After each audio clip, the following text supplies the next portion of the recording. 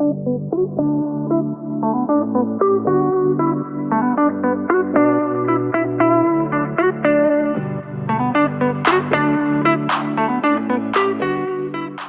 I'm Amanda DuBois, and welcome to the Ripple Haven interview series. I got this idea to do the Ripple Haven interview series when I was talking to a friend of mine, and I realized what a huge impact that she had had on the world. And I thought, well, I have so many friends, and so many of them have huge impacts on the world.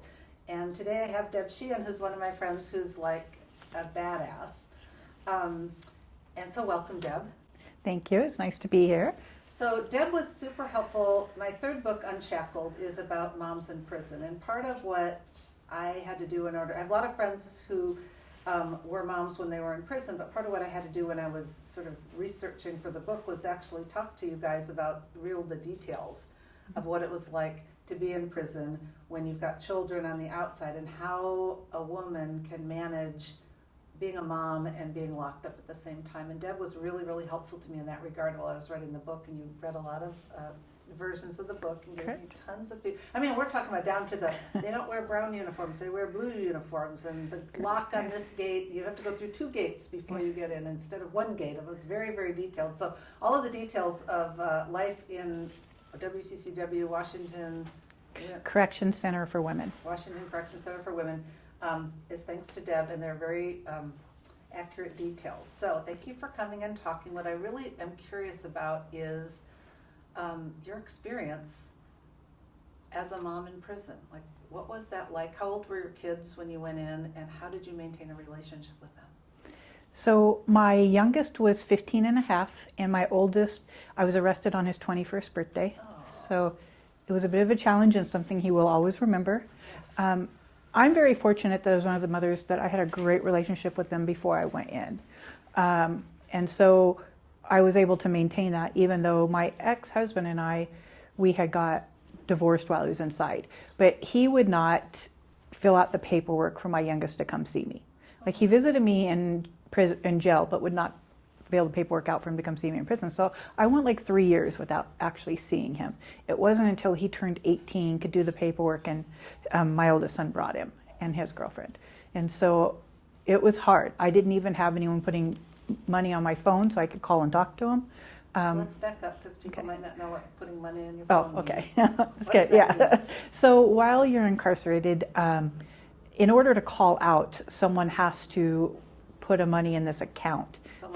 Someone on the outside has to put money on the account so that you can call your family. If you were somebody in prison who didn't have anybody on the outside who could ever do that for, like, no family, you would just be in prison with no ability to make a phone call? That was pretty much me, because I didn't ask my family for anything.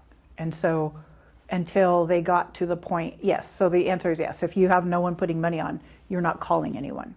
You could call them collect, but it's a matter of whether they would answer or not. You don't know. Okay. And so you had that possibility. But when sometimes it says it's someone from the Department of Correction and they have the opportunity to answer, and not everybody will. But I was still going through a lot of shame and embarrassment. And so calling and asking for things from people, I put myself there is how I kind of felt. So calling and asking for those things was really hard to do. And it wasn't until my friend Bernadette, I actually met her inside there, and she got out way before me, and she started putting money on my phone. And that's how I was able to call. So it was a girlfriend from prison who Correct. helped you financially. She helped me by putting money on my phone. And what else do you need money for when you're inside prison? What do they not provide you with? They don't really provide you with anything. I mean, you get your 3 meals a day, which meals is kind of a questionable thing. Like, is it really a meal? It was something that most people probably wouldn't feed anybody. It was kind of a slop, but you just barrel through and that's all you have. Or if you wanted to, and they'll give you the basic hygiene, little tiny horrible little things that don't last very long if you're indigent. But once you have a job there for the inside prison, where they pay you how much? At that time it was 42 cents an hour. So I was getting like $50 a month to buy all my hygiene. I'm a coffee person, needed coffee. So hygiene and coffee pretty much cost me, I didn't have extra for food, to buy extra food, because you can on Canteen. But for me it was your hair care products, body wash, just all the basics that cost, where you pay would get them from the dollar store there. They're like $3 or $4 a piece. So it's So they jack up the prices hugely. in addition to. Hugely. And so that 50 was just covering that for me. This is a personal question, but Yeah. tell me about menstrual products, because I've heard mixed things about that. Is that difficult So- to get inside? They'll give you, when I was there, they didn't give you tampons. Since then, they have put those on there. It was just the pads, and depending, they used to go through different things to see what would work, but they give you 30 a month. I don't know, like, they're horrible pads, so you're going through those pretty quickly. I went through menopause when I was in there, and that was not a fun situation to go beg for pads from the officer. There's a male officer, and you got to go there and hope that he's willing to let you have some pads. It's kind of a humiliating process. Even then, like, I don't know how graphic you want me to get, but when you're talking about when I did have people come, or we went to events, you'd have to get strip searched out. Now they have a scanner, but it was strip search, and even if you're in your period, you're getting totally naked. Doesn't matter. So I don't mean to be graphic, Well, but no, I think people are curious about it was that, and it's not. It was a wonderful thing. humiliating experience. So now they have a scanner. Now they have a scanner. It just takes a lot longer. But that, again, it also shows faults a lot. And if you get faults, then you get pulled aside and have to get searched then. And what do you know what precipitated them getting a scanner? Was it pressure from the women inside, or? That was family my members? understanding, because all of the prisons don't necessarily have them. The WCCW is supposed to be one of the trial places on having it, but they don't have one, and so it backlogs everything. So even events that I've planned while working there, some of those events, I could only have I had 80 people where before you could have 120 to 180, because they're only scanning one person at a time, where when they were strip searching, they're strip searching 4 or 5 at a time. So it changes the amount of people in a shorter period of time. Okay, so that's what it's like to be in prison, Okay. and you were unable to. I got completely off on a tangent, but Yeah. I think it's like we should know about Yeah, this, because just- we're, our society's like, oh, lock them up, and we don't think about what happens to, especially a woman, Yeah. when they get locked up, and there's all kinds of things Mm-hmm. that we should be thinking about, right? Yeah, and I just had this interesting conversation with my brother or with some family members this last weekend, because they had seen that meme about taking old people and putting them in prison because they get guaranteed food, they get guaranteed meals, they get a place to live, and I'm like, really? Let me tell you what that's like. No, you don't want that. It's not guaranteed medical, it's whatever people happen to want to give you. I was having a heart condition and they told me drink more water. I ended up having surgery after I get out. So it's like those kind of things that don't say it's better care, it's guaranteed. And the only thing you're guaranteed is you have a cot and you have a room. And yes, you will get food. Ish. What about menopause? Do you get hormones or anything? No, they didn't. Again, like I had bled pretty heavy, it's like 3 weeks of solid horrible. So I was iron deficient, and they did check that and they did put me on iron. But I didn't get anything else. I didn't get any special treatment. I didn't get anything different. Wow. It was pretty embarrassing. Well, let's go back to being a mom in prison. Okay. And not talking to your son for 3 years? Yeah, I would talk to him occasionally. Like the first time I was in prison and I actually got to talk to him, is they had done, they started making it where you get like 1 free call a month or something like that. And so I was so excited to have it. I was in medium security because the length of time I had to be in medium. And I was in medium security, I'm on the phone. Finally, we're like 5 minutes into the conversation. And at that time it was a flat 20. You get 20 minutes and it's a flat fee. Okay. It wasn't per minute, it was just a flat fee. And so I'm on the phone for like 5 minutes with him and finally hearing his voice, and we're catching up and that. And they shut the day room down because people were too loud. Made me hang up my phone call and go back to my room. I was in tears. Like even thinking about it makes me want to cry. I was in tears because that's the first time I heard my kid's voice in a couple of years. And so I went back, and then once the sergeant finally cleared it, I went to him and I just like freaked out on him. And he ended up using his phone to let me call my son and talk to him for another 5 to 10 minutes. So I do appreciate The that. officer did? Yeah, Oh. because like I didn't have a chance to talk to him. That's not my fault. I wasn't the noisy one. I would have preferred it to be quiet, but that's kind of how the whole system works there in prison. It's a continual punishment for everybody's behavior, no matter how good you are. And so what was the impact on your kids of being disconnected from you for that period of time? So It's an interesting thing. My boys are absolutely amazing human beings, and so they looked at it as a more of a positive thing. I was pretty much a hands-on mom, especially with my youngest. Like, I was bad. Like, I would get up in the morning, have my shower, go wake him up, turn on his shower, have breakfast ready. Like, I was hands-on. I took him to school, then headed off to work. Like, I was pretty much doing everything. I did all the laundry, all the housework. And so he said to me that the one thing that it did help him is to become more responsible, because my ex-husband was not doing any of that. That was not his motif. He just wasn't going to. And so for them, that was kind of like it taught him responsibility. On the other side of it, thankfully, I had that good relationship. So as soon as my youngest Dalton was able to come and see me, it was like nothing ever changed. Wow. What about other moms in prison? Did you observe how other families were being impacted? Absolutely. So that was one of the reasons I wanted to be so involved with you with this book, with Unshackled, is because when I was my first job when I got there was working in the law library, because my history was working for law firms.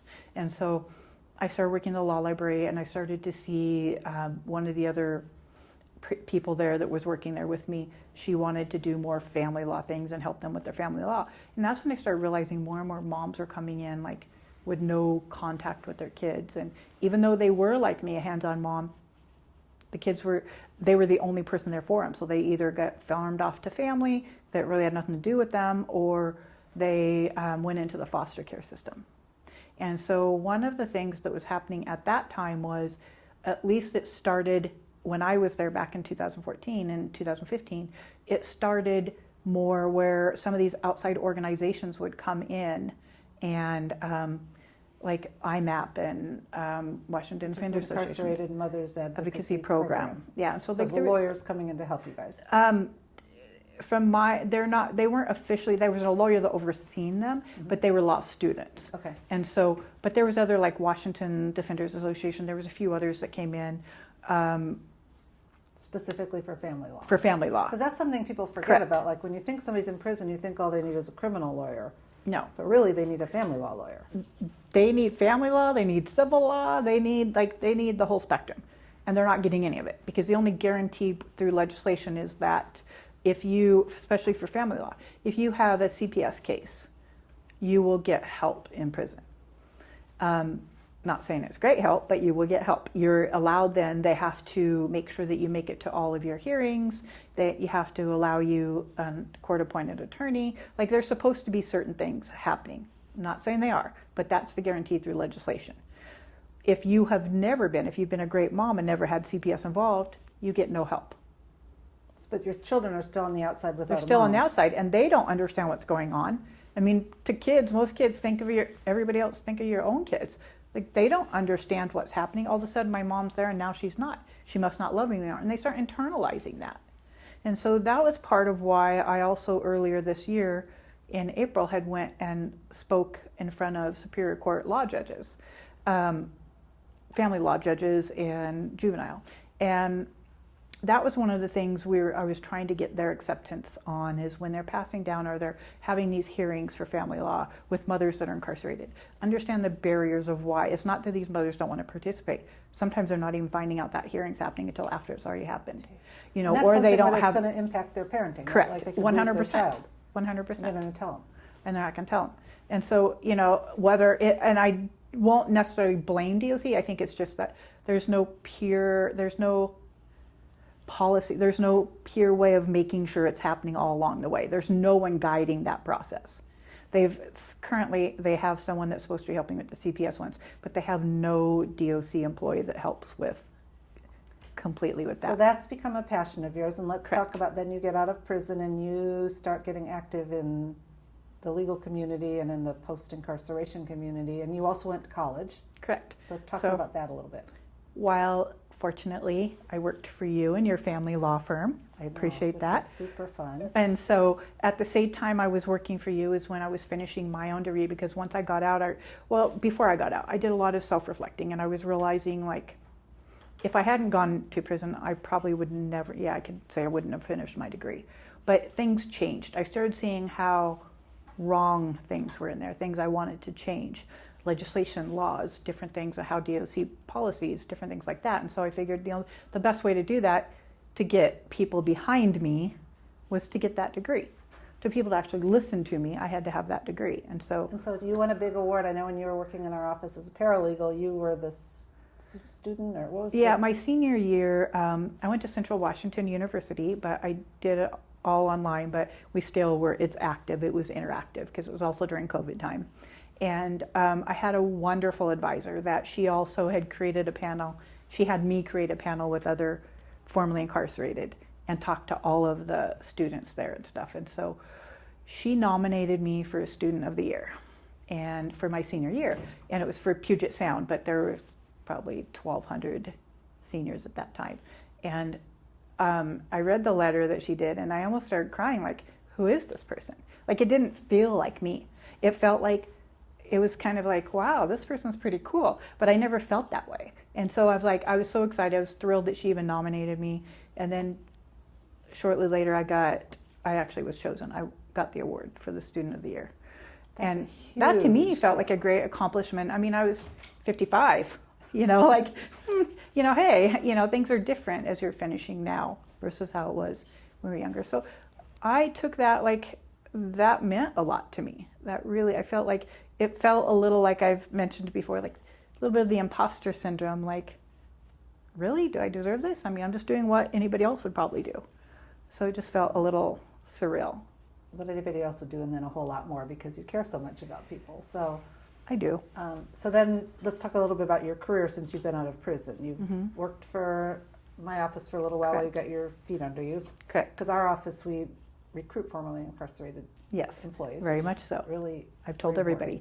And then you guys get your feet under you, and then a lot of you who come to our office end up launching off into a career that's more appropriate for you. So you ended up going where? So then I ended up going to FEPS, which is Freedom Education Project Puget Sound.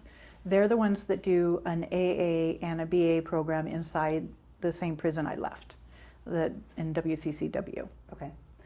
And so you did what for? I was a program operations manager, so I basically ran the whole program there. And when I went down to see you, and we went in and talked to the women about, I think we had a reader, what do you call it? Your book, yeah, it was. We did a little book. And you had the keys.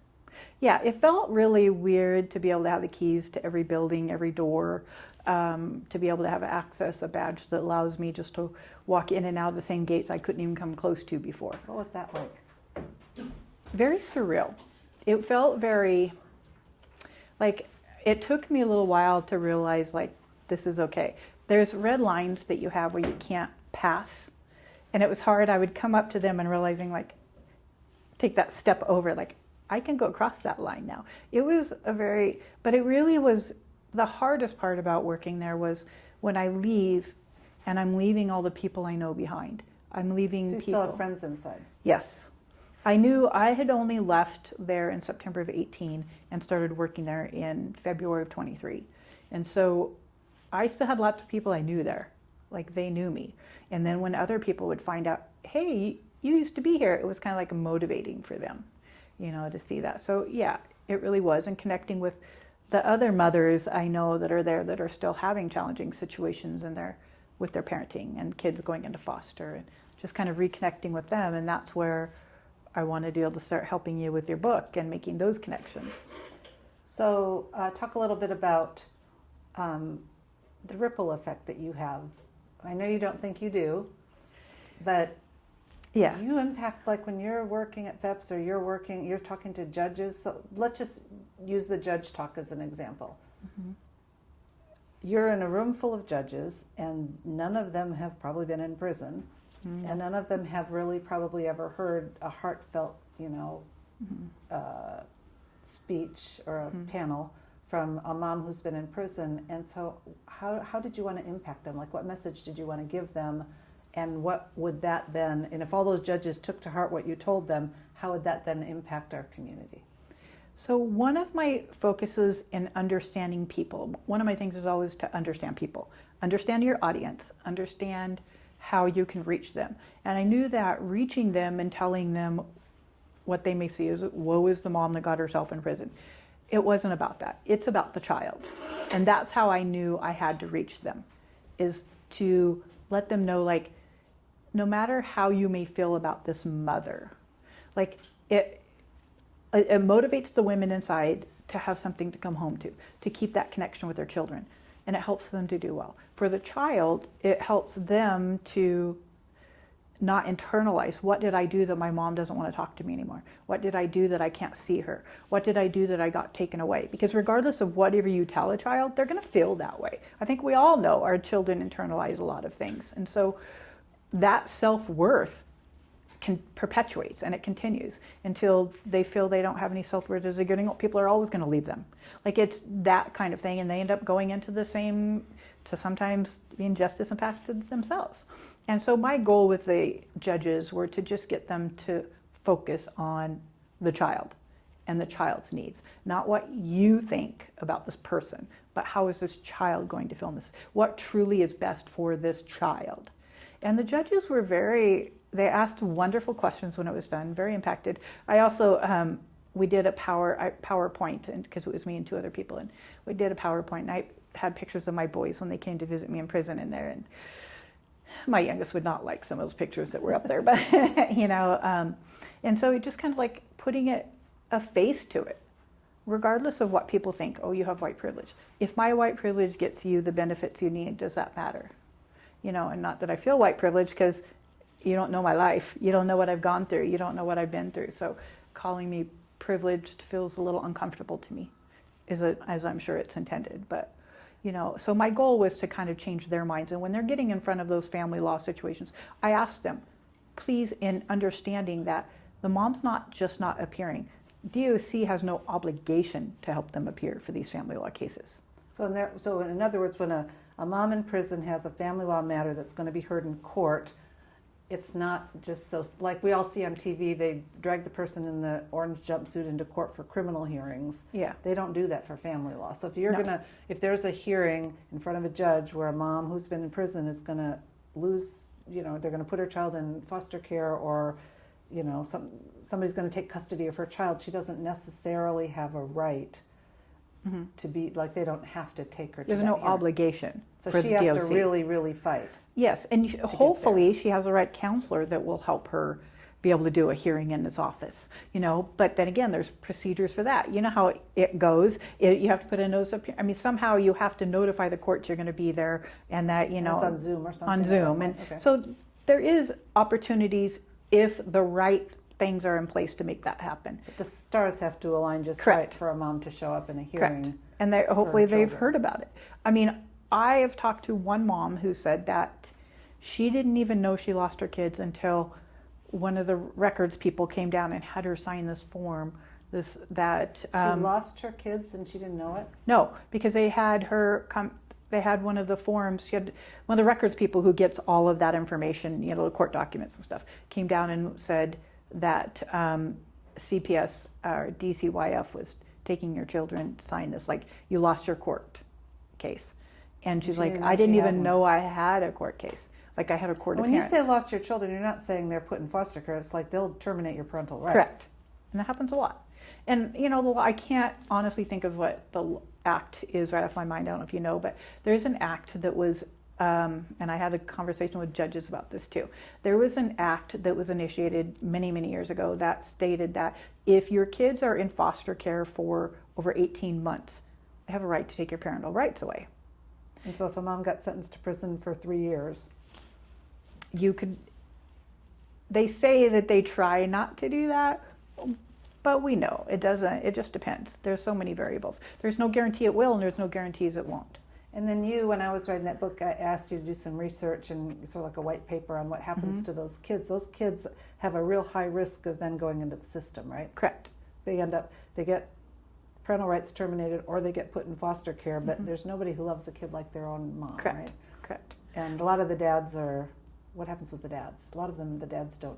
A lot of them, like a lot of the women I've met, it's a very dysfunctional relationship that they've had with the father, or they have not been involved in the kids' lives at all. That they've been the single parent majority of times. Rarely do you have a situation where, like with me, where my ex and I were still together and, like my son just stayed with them. You don't see that very often. Most people go to prison. these women have traumas and issues, and usually it's perpetuated by the domestic violence or whatever situation the man is, and so it's a lot of single mothers that end up in the system. If they had a husband, their father was involved, or the father's in prison. So, so it's easier for the foster care to take them away when there's no one there for them. So these children then, we've taken away their mom, their dad might not be involved, we're going to put them in a system. What would be a better solution? It's a very challenging situation, I think, all the way around. I think it never should the mother lose contact with their child or lose the ability to parent just because they're in prison. Like they shouldn't have to pay for a phone call. Correct. They shouldn't. They should be able to be involved. I knew one of my good friends that was there. She was able to actually manage. She worked it out because her son was with a family member, that she could actually be on the phone, present for her child's school meetings, like the parent-teacher conferences. Mm-hmm. So it's feasible. It's just a matter of whether the system wants to work with them or not to do that. And is that something so you've now moved on from FEPS, and what do you think is next for you? That's a good question. I really have a hard time narrowing down what needs fixed. Like, I'm trying to stay on this parenting mode because that's just easier for me right now. I feel like there's so many different things. Like, when I got out, there were so many things I wanted to fix and do. And part of like being in FEPS and going in the prison so many times, I just realized the barriers from headquarters is so strong. Like, it's hard to change inside the prison because of headquarters. People that are not even there on a day-to-day basis are the ones making the decisions for how this prison is run. They have a women's prison division now that's supposed to make changes. I hadn't seen them. I don't know. I mean, maybe they are in some other avenue, but I think they're just not invested. They're not there. And so that was part of what I was trying to do before I left FEPS, was trying to help change that, trying to get those programs back in there so mothers can get guidance, family laws. But I still kept hitting brick walls, getting ignored on trying to get those organizations back in there. So what would be, if you could wave a magic wand in the family law arena to reunite or to help maintain relationships between mothers and children, what would that look like? I think that it would first starting with the organizations going back in to help mothers who are in those situations to even know what to do. They don't even know what their next step is. And so just to at least start that process. Then even if kids are in foster care, maybe starting something where there's ways or means to get those children into the prison to visit with their mothers. You've got to keep that connection. Someone had said that, well, the traumatizing of the kids going through the front gate and do all of that. The kids don't care. I talked to lots of people who their kids came to visit them. Their kids do not even consider, they don't even know what razor wire means. All they know is they're going to see their mother. So, that's what needs to be focused on. So for me, one of those things would be getting that more connection, getting organizations out there to help with a organization to help pick up the kids and bring them in to see them, whatever that may be. Because if the foster system is too overloaded to be able to facilitate that, have something else that can facilitate to keeping that connection going while the paperwork is being done. It shouldn't be first this, then that. It can't be that. Once you start losing that connection with the kids and the moms, you're already starting to do damage to that child. You're already starting to make them question, okay, she doesn't want to see me, how's that going? And so when you're talking a couple years down the road, what damage is already done? What kids are teasing them? What's happening? That situation. I think that it needs to be almost from the get-go. Well, and speaking of that, I know in most places when a person is arrested, so say a mom gets arrested, the arresting officer doesn't say, do you have a child? Yeah, that's so not even. The mom just gets shushed up into the system and goes into jail where they may or may not be able to make bail. And they might have a couple of kids out here, but there's no contact or there's no communication. And then maybe the police are going to pick up these children. Maybe they're going to go in foster care. But if an arresting officer just said, do you have children and who should we call and where can they go and can we make sure that the transition for them, just starting right there would be. Yeah, definitely. For sure. And I think that is part of it too. They have what's called FOSA that you can get in court. It's family, oh my gosh, I can't tell you. But it's trying to keep the mothers on home monitoring at home with their kids. But it's still a process, and not everybody qualifies. And so it's kind of like trying to open that door a little bit, to be a little more leadway. That was how I had met Jeannie Darnell.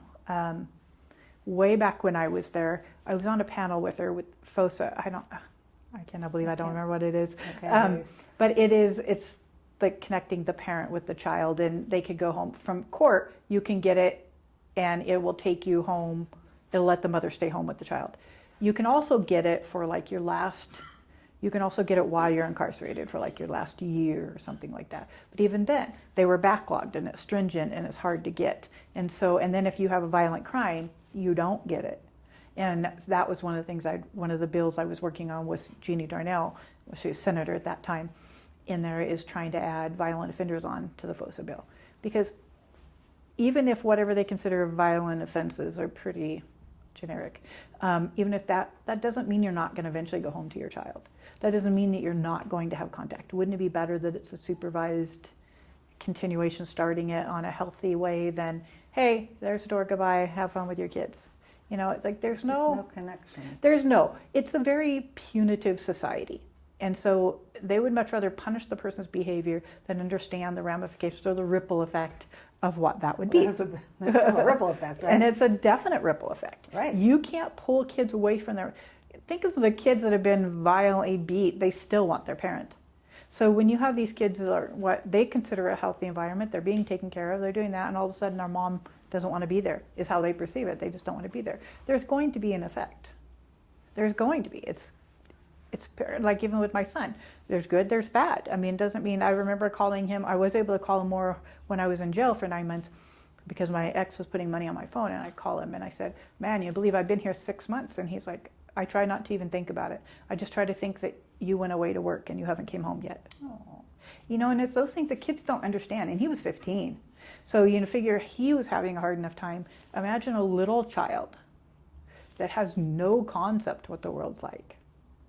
So it's interesting, sort of to wrap up. You have this ripple effect of doing all this great work in the community and teaching judges and working with people to help them get their education and helping people understand the impact of when we incarcerate moms. And then the ripple effect over here is, what are we doing to our children, we as society doing to these children who kind of belong to all of us, because everybody's complaining about, there's too much crime and stuff. And the way I keep looking at it is, well, a lot of those people who are committing crimes now are these children who felt like they were abandoned and maybe made some bad decisions because they didn't have their mom around. So you can be on that ripple effect side, or you can be on this ripple effect side. Correct. Don't you think? And it's generational. So you figure the child that was put into foster care, and we've heard good and bad. There's good foster homes, and there's not so good foster homes. And you're hearing that. So how, again, when you're taken into a foster home with people that are not doing it for the right reasons, whether it's financial gain, whether it's just make them look good, and whatever it may be, they're not treating those kids well. And so how is that child to go on with a healthy self-esteem, which is what you kind of need to go on and move it forward.